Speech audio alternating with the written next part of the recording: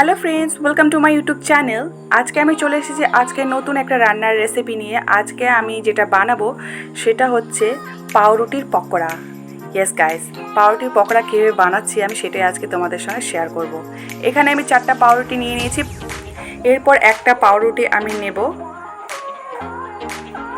নিয়ে এইভাবে তাকে দুভাগ করে আমি কেটে নেব। সমান করে আমি দুভাগ করে কেটে নিলাম।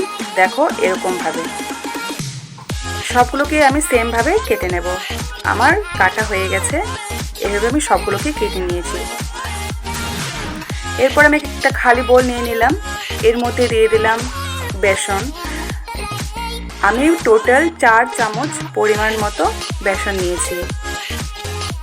এরপরে এর মধ্যে দিয়ে দেবো সামান্য পরিমাণ লবণ। এরপরে দিয়ে দেবো শুকনো লঙ্কা গুঁড়ো।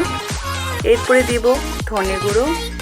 এরপরে দিব জিরে গুঁড়ো, দিয়ে এর মধ্যে জল দিয়ে সবগুলোকে একসঙ্গে মিক্সড করে নেব। ফ্রেন্ডস, তোমরা এখানে মশলা ইউজ করতেও পারো, না করতেও পারো, সেটা তোমাদের অপশনাল। আমি এখানে ইউজ করেছি। এরপরে আমি আরেকটু জল দিয়ে এটাকে ভালোভাবে এরকম একটা মিক্সচার বানিয়ে নেব।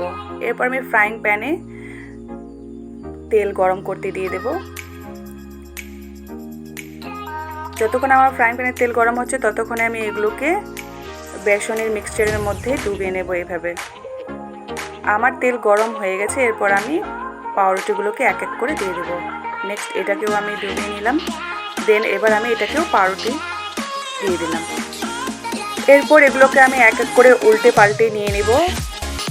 সমানভাবে দুপাশেই ভাজতে হবে, ধীরে ধীরে করে ভাজতে হবে, একটু সময় নিয়ে মিডিয়াম ফ্লেমে ভাজতে হবে। কালার চলে এসেছে, আমার রেড কালার হয়ে গেছে। এবার এগুলোকে আমি নামিয়ে নেব। এইভাবে আমি সবগুলোকে এক এক করে ভেজে নেব। দেখো ফ্রেন্ডস, আমার সমস্তই ভাজা হয়ে গেছে, আমার ভাজা কমপ্লিট। এই দেখো ফাইনাল লুক। তো ফ্রেন্ডস, ভিডিওটি কেমন হয়েছে তোমরা কমেন্ট সেকশনে অবশ্যই জানাবে। আর যদি ভিডিওটি ভালো লেগে থাকে তাহলে অবশ্যই চ্যানেলটিকে সাবস্ক্রাইব করে দেবে।